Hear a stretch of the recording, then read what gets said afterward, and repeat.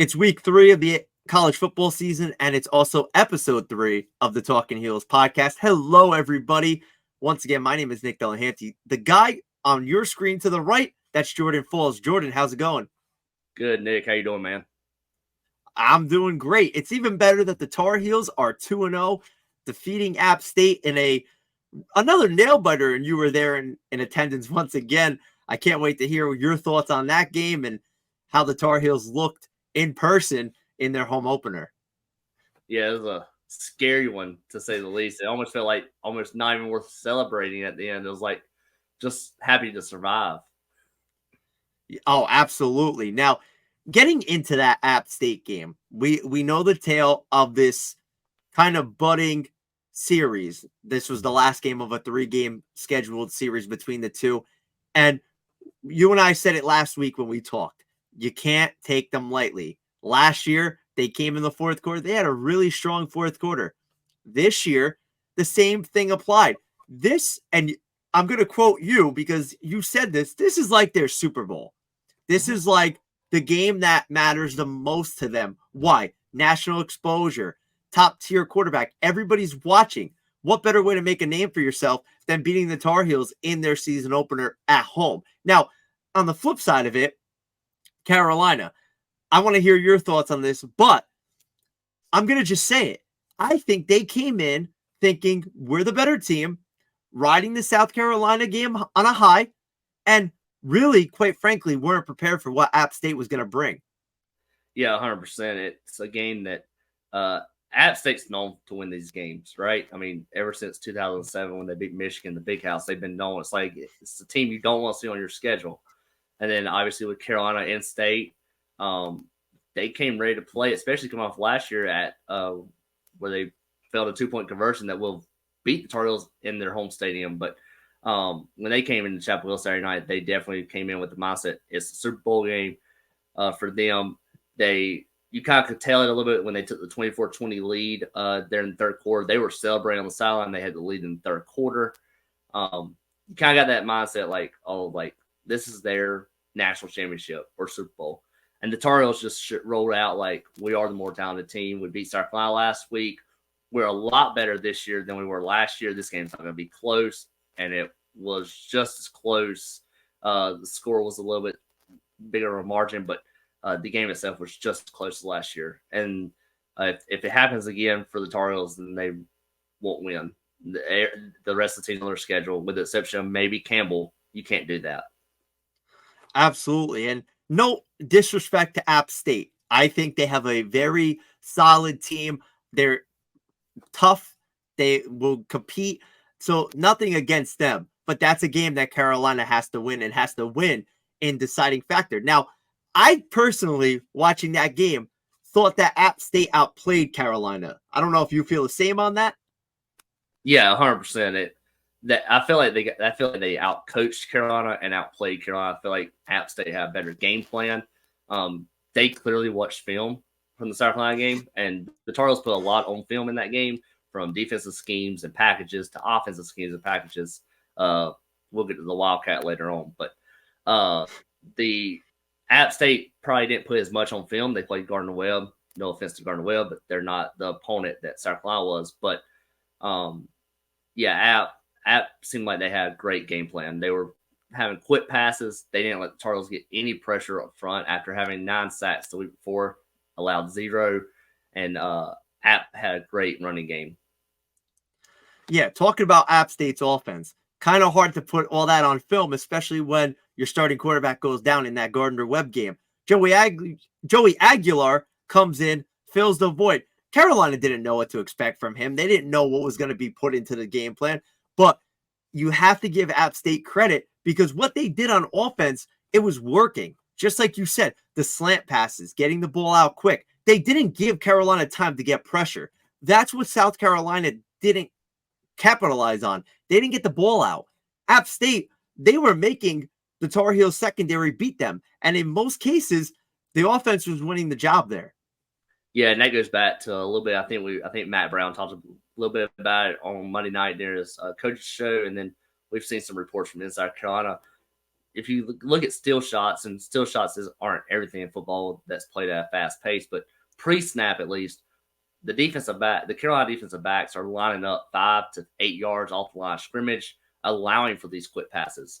If we start to see teams go to this more of a quick pass or quick handoff type of setup and give 5-6 yard releases, you're giving away yards. It's going to be something to see how does Carolina adjust going forward. Something they've not been as great at is adjusting. So seeing how they do it going forward will be very key in determining where this season's going.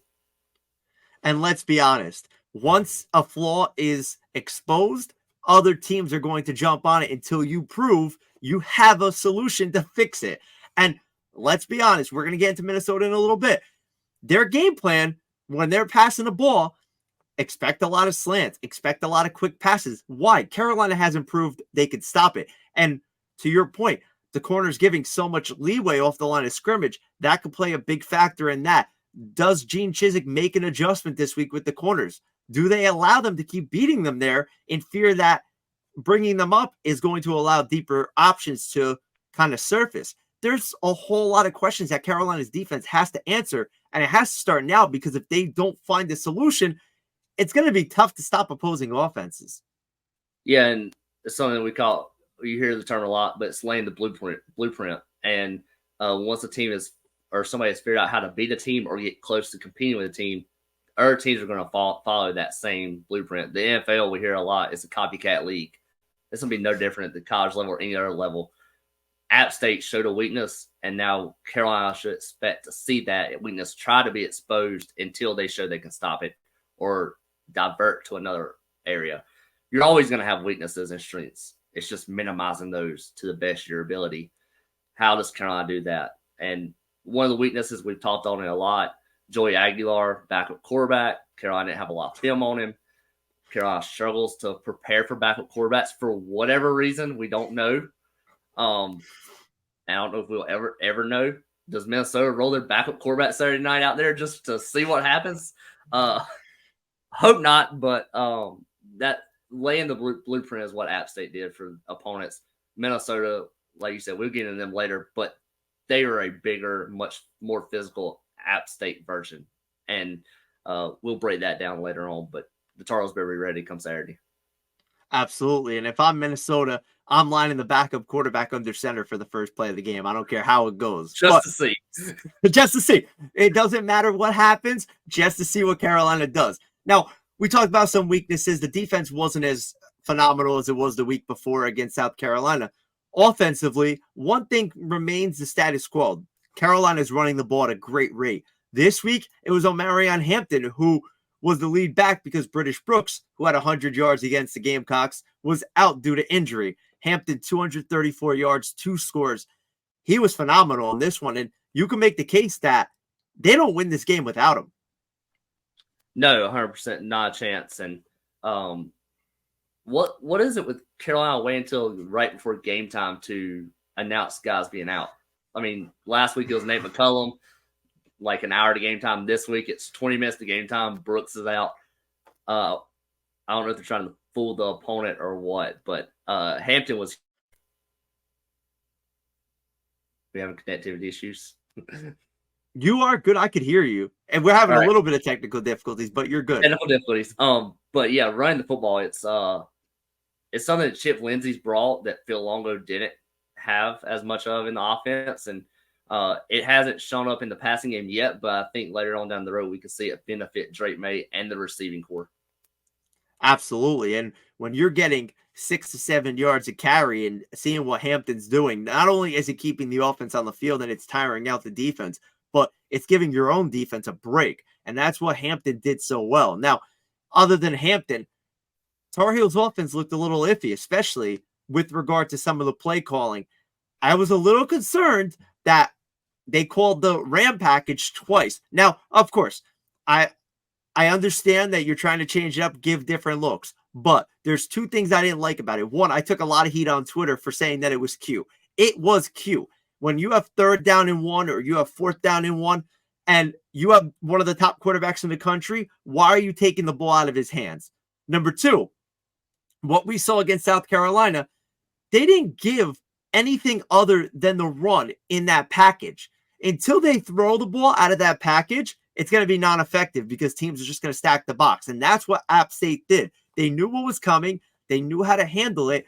And the first time, okay, you took a chance. It is what it is.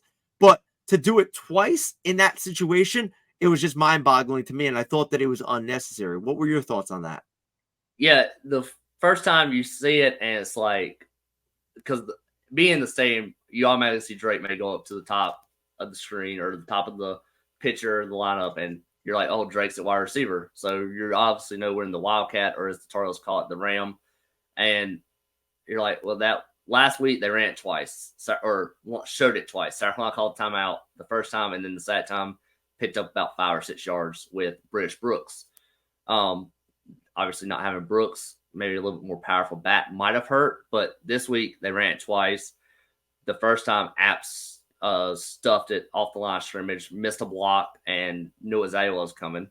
Showed the same as that play. It wasn't even a different formation, nothing different about it at all. And then so the second time, same thing, missed block, and it was stuffed in the backfield.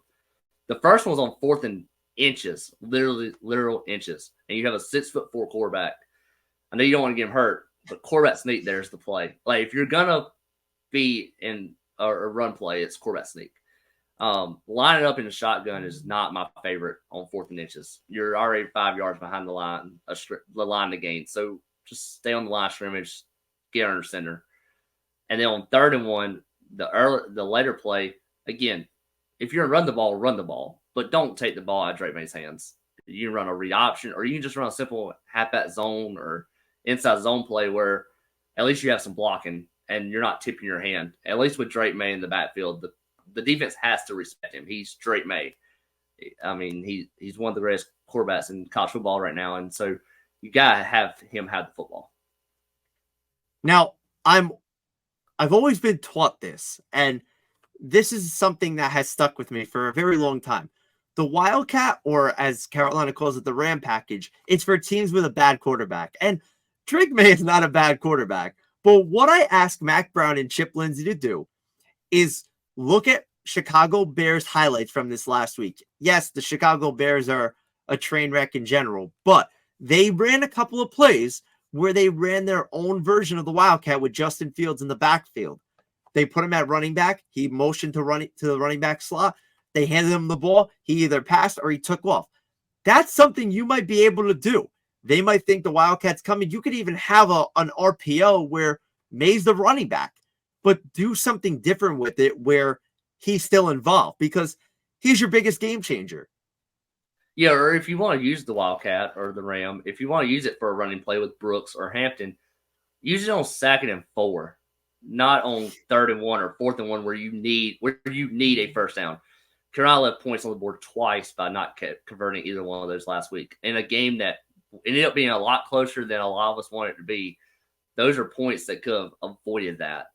And that's something to look for going forward. How does the Tar Heels – and they didn't go back – after it got stopped the second time, they didn't go back to it. So hopefully they either, one, draw up some more plays out of it, because right now we've only seen one play.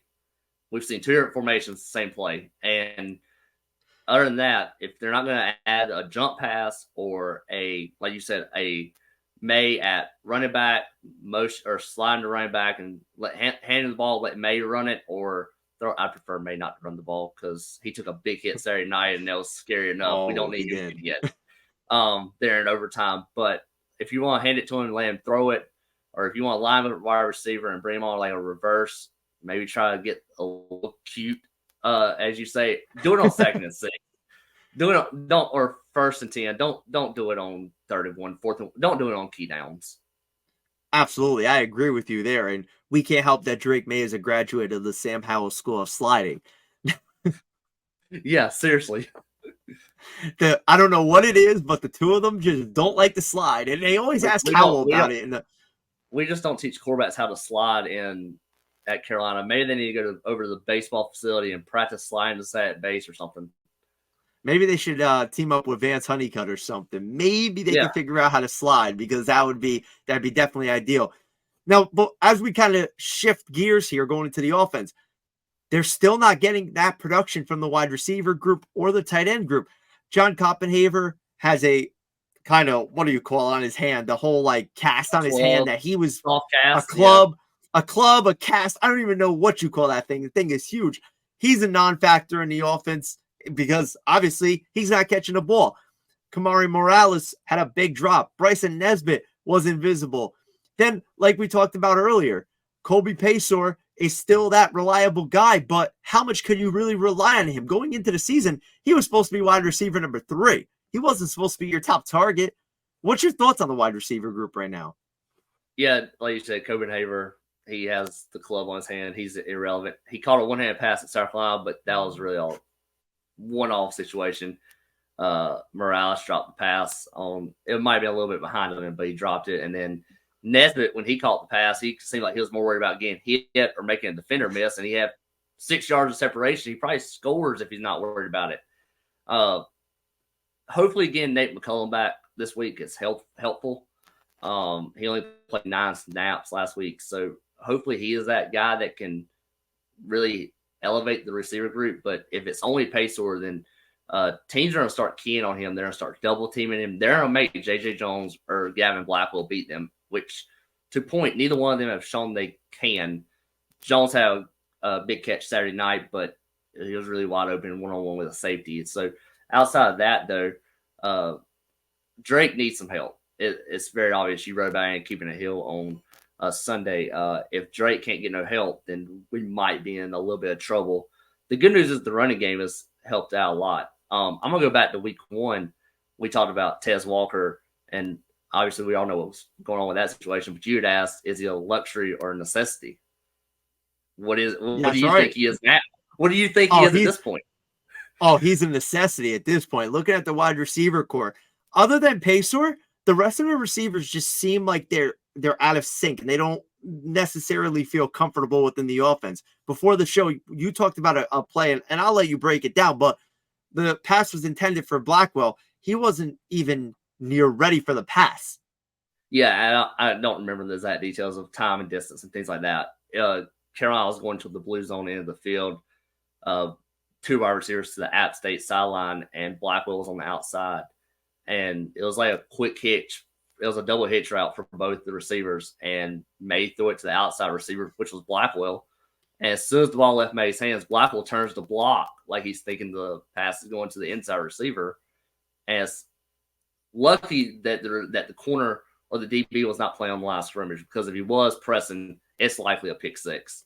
The DB was playing 8 yards off, so it ended up being an incomplete pass, chalk it up, get back to the drawing board. But that chemistry, and it seems like the chemistry is not there, or lack thereof, that chemistry is not there.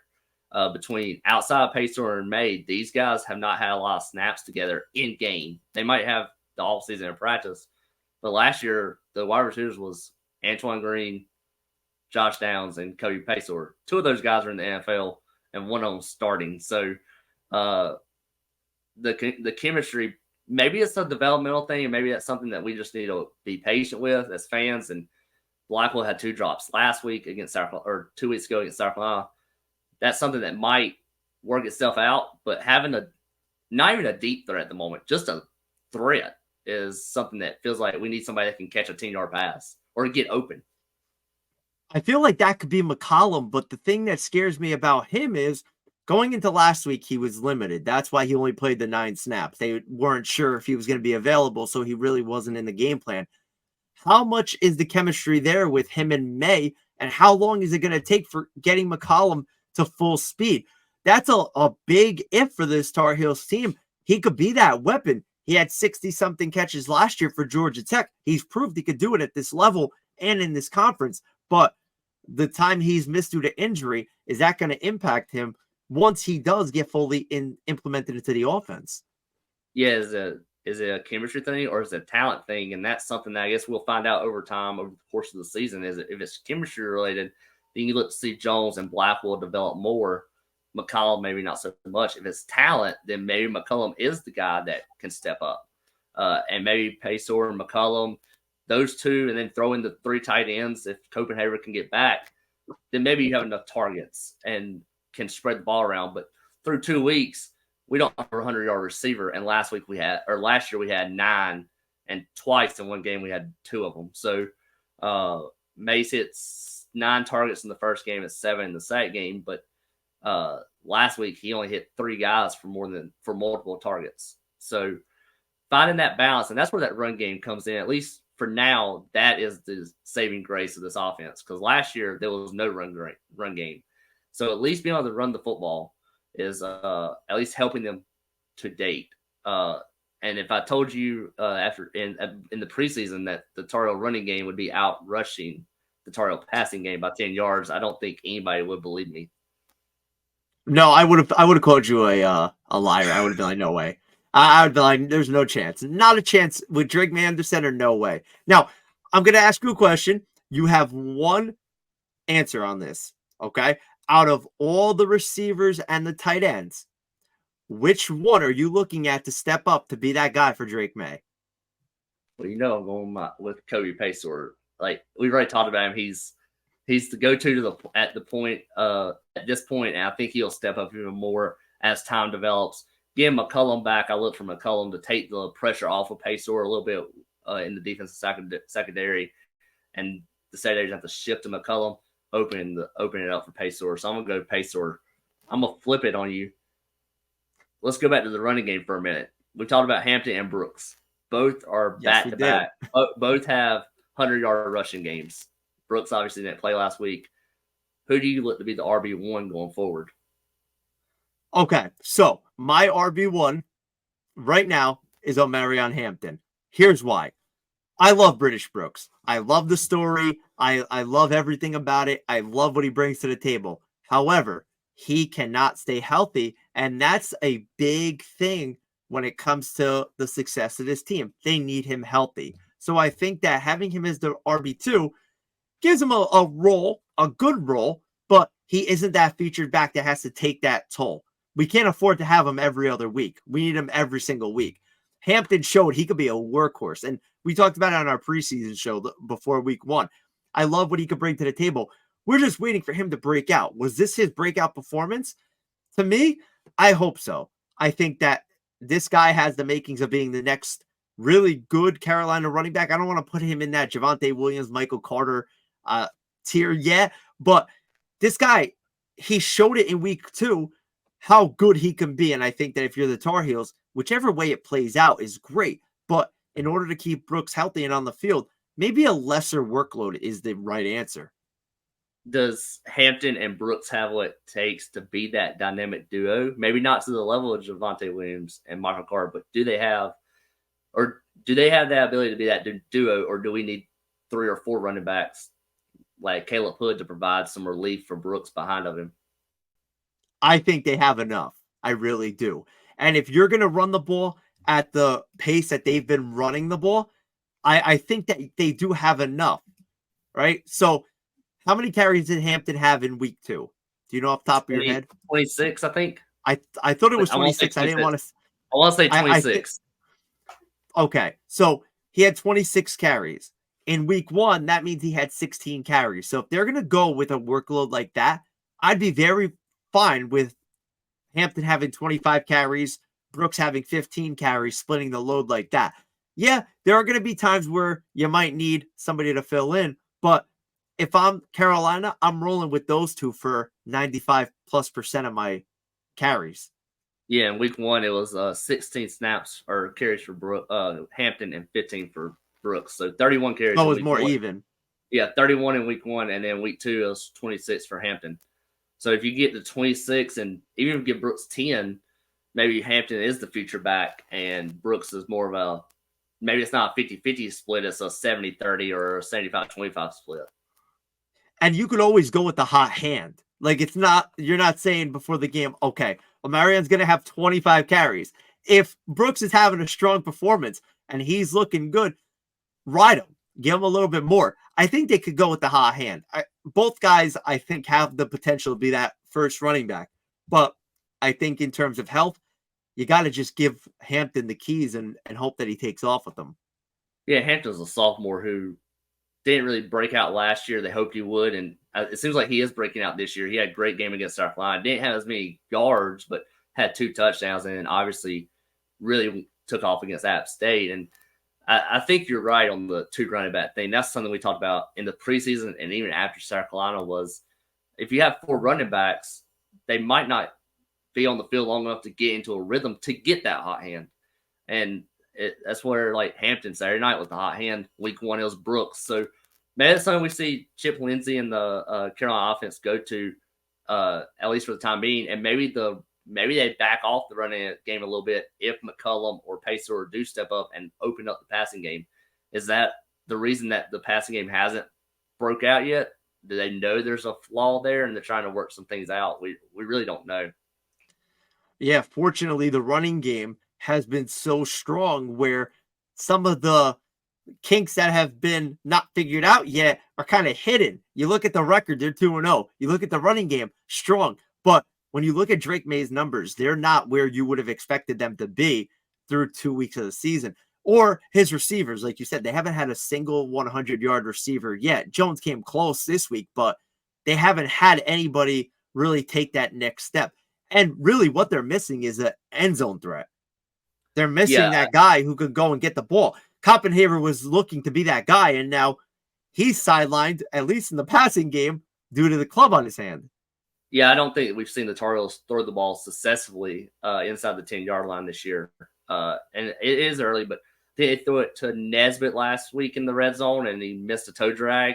But the only numbers that are up for May from last year is his QBR, which is up 2 points from 82 to 84. Outside of that, I think we all expected May to have much higher passing numbers and passing touchdowns at this point. The only thing that we wanted to go down has gone down, and that's his rushing yards. And that's thanks to Hampton and Brooks. And that's a huge boost for the Tar Heels because they don't need Drake May taking any unnecessary shots. Now, before we wrap up on App State, what team grade would you give the Tar Heels for this one? We're going to go like a C+, because that game was a lot closer than it should have been. I don't think nobody expects us to cover the spread, which is a metric that a lot of people use. Vegas knows per se. 19 points was a little much, and I think we all felt like that even before Saturday. But a 10 to 14 point victory is something that I was looking for, not a 6 point double overtime win. I really think that 19 point spread was a slap in the face to App State. I really do. It was a slap in the face, and they proved everybody wrong by essentially covering it and going well beyond it too. Yeah, and that came because obviously the coming into the season was the Tar Heel offense. Everybody knew what we had, or everybody thought they knew what the Tar Heel offense was, and everybody was like, "Oh, the Carolina defense is still the Carolina defense." Well, they showed in week 1 9 sacks, so then you change your mindset and point of view, and it's like, "Oh, the defense is there. The offense scored 31. Oh, they're gonna blow everybody out," and that's definitely not the case. No, that is definitely not the case. My grade for them, I'm giving them a D. I really was disappointed with the way they looked. After week 1, I was saying to myself, I hope they don't sleepwalk into this game. They sleptwalked throughout. They were lucky to get out with a win. And now you just hope that looking forward to week 3, they don't do the same thing. Because Minnesota, like you said earlier, is a very similar team in nature. Now, you had a great opportunity this week to talk a little bit about Minnesota and Carolina, talk about the upcoming matchup. Tell us more about that. Yeah, I got to talk with Noel Thompson of Go for Whole and website for Minnesota fans, and got to learn a lot about them as far as what we didn't already know, which is they're in the Big Ten and they're defensive minded. I think a lot of people know that already just based on the perception of the Big Ten, but some things that we might not know, like offensively and things we'll get into. So PJ Fleck, their head coach, has a philosophy, and his philosophy, eat the clock. Keep the offense on the field, run the ball, and let the defense do the job. Kind of sounds like my New York Jets, especially now with Aaron Rodgers having no Achilles. So it's a very similar thing for me to understand. They're young and inexperienced at quarterback. They have an elite defense, only allowed 16 points through the first 2 weeks of the season. They could be a team like Carolina, who honestly could be 1-1. That Nebraska game could have went either way. If it wasn't for a last minute interception, Nebraska might score and make that game interesting. What are your early thoughts on this upcoming matchup? Yeah, offensively, they are very young.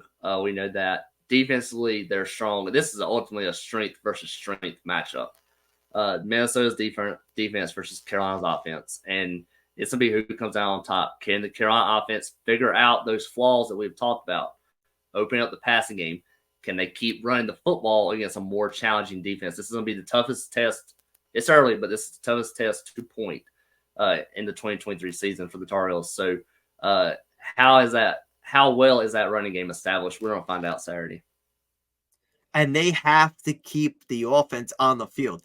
The way that Minnesota likes to run their offense, they will wear the Tar Heels defense out. And when they get worn out, it's going to be ugly. They have to control the time of possession. And that's going to start with the running game. And like you said, defense versus offense, their strength versus our strength. It's going to come down to the wide receivers versus secondary. Can our receivers and tight ends get the better of a very good secondary for Minnesota? That's going to be the key.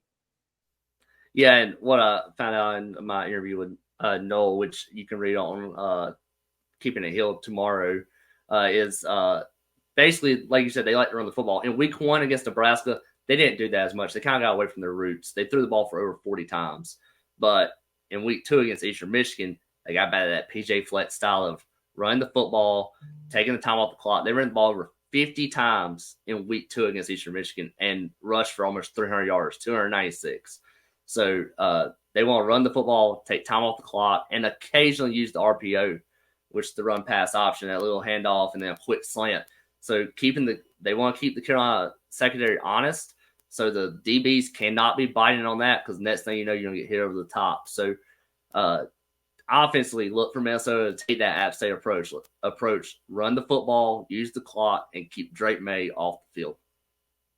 Now, I have to ask, did Noel teach you how to say their quarterback's name? Kaliak Manis. Kaliak Manis. Ethan Kaliak Manis is their quarterback. Wow. He's A+. A+.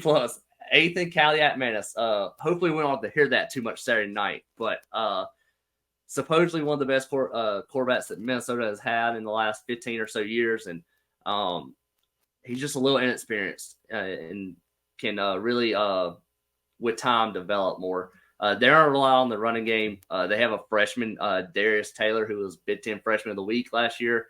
He accounted for 193 yards of those 296 against Eastern Michigan. Yeah, and the thing with Kaliak Manis, your new favorite name there, he's inexperienced. He's a young quarterback, and that's what Carolina hates. They hate when there's not much experience.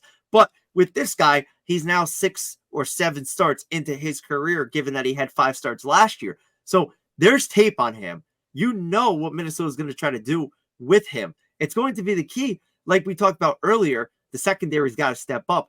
And this Chip Lindsey and crew keep the offense on the field. Carolina likes that up-tempo offense. Are they going to slow things down knowing that Minnesota is trying to run the ball and keep the clock moving? I think you see Carolina do some of that this week. You kind of saw a hint of it last week against App.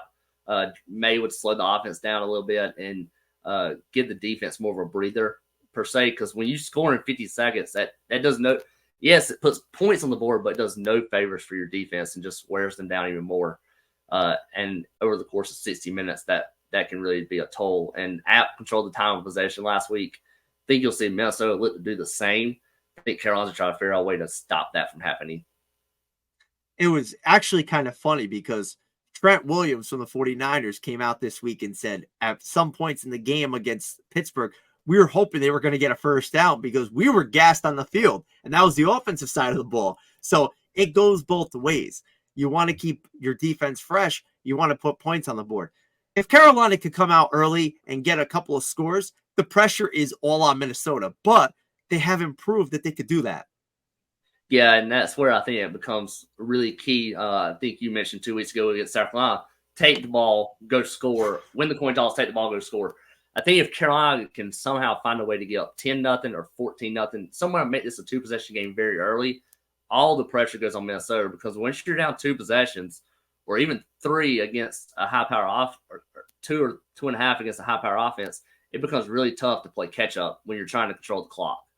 It's kind of like playing Virginia in basketball. They're going to use the shot clock. You don't want to be down more than 4 or 6 points to them because it feels like an eternity to get back. And I feel like that's what it's going to be for Minnesota. They don't want to get down against Carolina because they know it's going to be tough to come back. Just like that South Carolina game. If Carolina wins the toss, take the ball. You're on your home field. Go out, take the lead, put the pressure right away to make them feel like they have to throw the ball, that an offensive slugfest is going to occur. You want that. You want them to have that feeling. If you could get on the board a 2-possession game, like you said, that's such a big difference in how this game could go. They can't take that slow offense approach if they're losing by double digits. They have to move the pace. That's going to help your defense. That's going to help, in turn, your offense. Because if you're putting points on the board, you figured out a flaw in Minnesota's defense, which is a big thing. They've only let up, 16 points a year in 2 games. That's an elite level. But going into this game, you got to get on the board early and often. Yeah, we don't need to be going to the half 10-10 like we were against App State or anything like that. We need 17, 24 points at the half, if not more. And, yeah, like you said, this is an elite defense. Carolina fans do not need to be overlooking Minnesota because they're sitting here saying, oh, they play Nebraska and Eastern Michigan. Eastern Michigan's a middle-of-the-road MAC team, and Nebraska's in the Big Ten and still pretty good despite starting 0-2. Minnesota, the last 2 years, has finished top 10 defensively in the country. So they are very talented and very good schematic-wise and talent-wise. So, from what we know about this game, who are you picking? Give us your final score. I'm sticking with my original pick. I'm doing the same thing last week. I'm sticking with my original pick before the year. Carolina 31-21. I think it's close. I think we're either within a 1-possession game or tied going into the fourth quarter. Home field crowd. I expect a big crowd at Keenan. It was a great atmosphere Saturday night for App State, and it's supposed to be beautiful on Saturday this weekend, like 80, 82 degrees and low humidity. And App does some bad weather, but the fans still showed up. I expect no different Saturday night. I think that puts Carolina over the top. I think Carolina wins this game. I agree with you there. But again, Carolina's not going to make it easy. We learned year in and year out. They never make it easy. So I'm going to go 21-17. I'm going to say that both offenses kind of slow the pace, and it's going to come down to whose offense could get in the end zone more. And I think Drake May is going to get that done. I expect another big game from Hampton. I think Brooks comes back and makes an impact, and the Tar Heels find a way to squeeze one out. Hopefully it's not as stressful as the week before. We could go on and on for days about the end of the fourth quarter and the Ryan Coe situation at the end of that regulation. But yeah, again, you're 2-0. You'll take the 2-0. As pretty as it wasn't, you'll still take it. But again, the hope is that they're 3-0 when Saturday comes to a conclusion. Yeah, and Minnesota, I mean, going back to their defense, they've allowed 1 touchdown in 8 quarters. 1. I don't care who you play. You can play the local high school. 1 touchdown in 8 quarters is impressive. They only allowed 4 yards in the second half to Eastern Michigan and no first downs. Again, that is very impressive, whether it's a MAC team or FCS school. It doesn't matter. App State gave up points to Gardner-Webb. FCS school or not, that 4 yards and no first downs is very impressive. It's going to be interesting to see what Minnesota does defensively as far as schematic-wise. We've seen the first 2 games, South Carolina and App take the ball out of May's hands and make Carolina run the football. And they've done so very well. We've touched on that. How does Minnesota control the line of scrimmage? Do they bring a safety down to help the run game and help stop Hampton and Brooks? Or are they going to two high safeties? We're not letting Drake May beat us, and we're going to try to stop the run anyway. How will Minnesota handle that? Absolutely. But you forgot one person when you said that. You said App State and South Carolina tried to take the ball out of Drake May's hands. Chip Lindsey did a great job of doing that. Yeah, with the Ram package. Hopefully we're done with the Ram package, at least in key situations. Just make sure Drake touches the ball on the ram package. Even let him run the ram package. He could be a running quarterback. Just let him run the ram package. I don't want May getting hit anymore. He took a big hit Saturday night right there at the end of regulation. But yeah, if there's gonna be an open hole, tell the offensive line to block, and we're fine. But Minnesota's defensive line has really improved. They were last in the Big Ten last year in sacks, and they have 7 this year. So it seems like they've improved a little bit, like Carolina's pass rush has. So keeping the pressure off of Drake is going to be very important Saturday.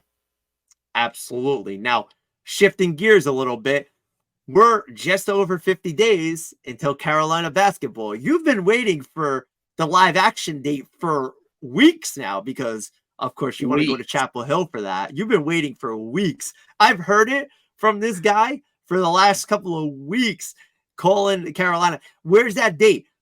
Poor bad Hubert Davis not getting the live action date out there. Bad. Sitting here waiting until a month before the date to make an announcement, and people have to make plans. And usually, everybody knows if you're who's not a Carolina basketball fan, but everybody is. But if you know Carolina basketball, know live action is always a Friday in mid-October. So obviously, looking and seeing if they pair it with a home football game. If it's a Friday and they pair it with a home football game, you gotta have a hotel. You gotta get tickets for the football game. So, yeah, I've been trying to make some plans and make sure I'm all for it that day. He got it done though, so it was good.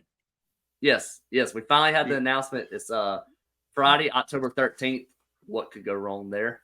But live, live action. Both the women and the men's basketball teams will be there. So you first chance to see the Tar Heels on the hardwood. It's going to be an exciting one. And speaking of the Tar Heels on the hardwood, we got word this week who the secret scrimmage is going to be against. Now, of course, for those of you who don't know, college basketball teams play a secret scrimmage, and it's an exhibition where nobody's allowed to watch, and you just compete against somebody else.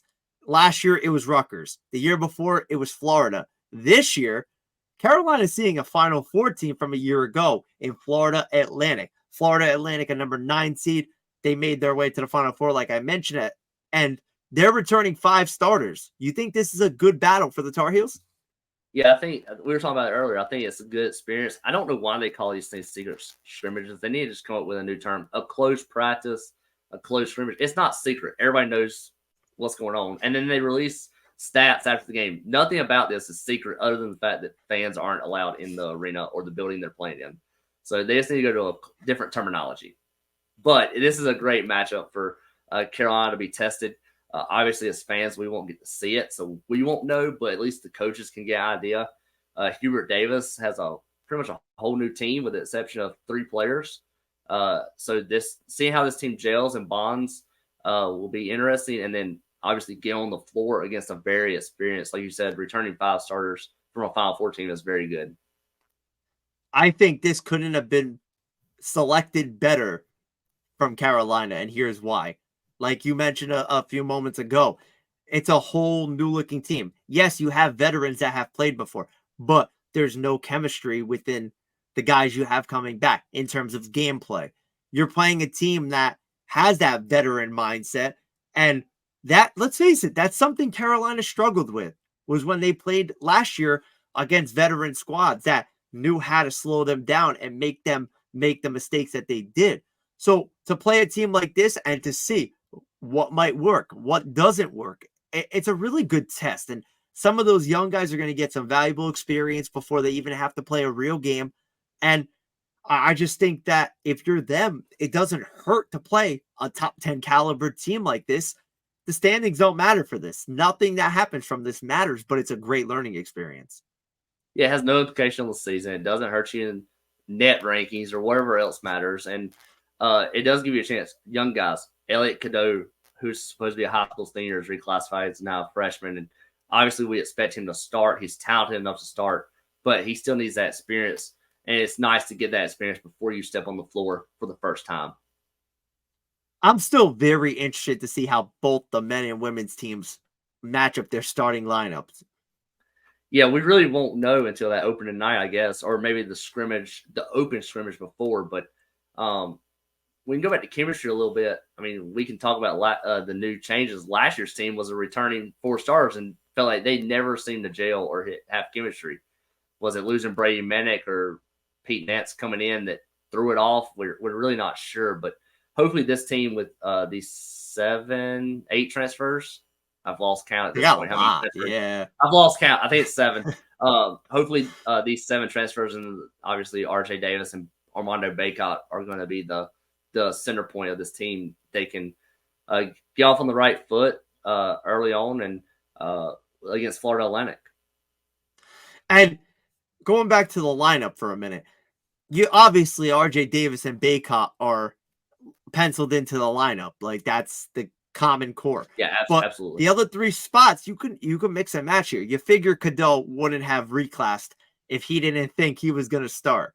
And of course, talent-wise, he's phenomenal for what everybody's seen and what he did at the high school level. So you figure he's going to be at the point.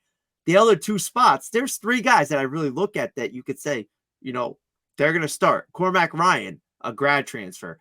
Jalen Withers, who provides depth whichever way you play him, as a starter or as a reserve.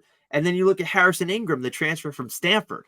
I think that Hubert Davis might not have a set starting lineup, but might instead mix and match given on the opponent. Yeah, I think we can pencil 3 guys in the starting lineup, maybe 4. And then the 5th spot is really a toss-up. Like you said, maybe depending on opponent or using football terminology, who has the hot hand, who's in a rhythm, who's rolling. I think Elliot Cadeau, RJ Davis, and Armando Bacot are set. I don't, like you said, RJ Davis and Bacot are returning seniors. Bacot, 5th-year senior, and then Cadeau, I don't see him reclassifying if he wasn't going to start or be handed the keys to the program.